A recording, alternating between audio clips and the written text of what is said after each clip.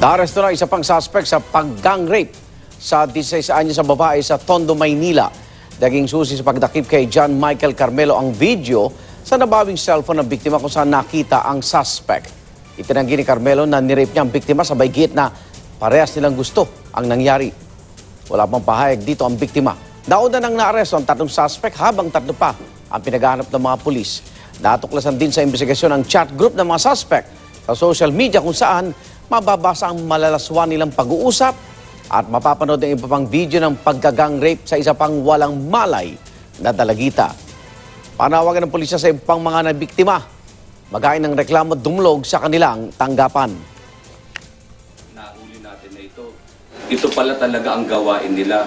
Kakaibigan sila ng magandang babae, iimbitahan nila sa inuman, paiinumin nila, at meron tayong nakuhang impormasyon na yung iniinom ng babae ay nilalagyan nila ng Valium. So pagka yung babae na unconscious, ginagawa na nila yung kahayupan nila, yung panggagang rape nila.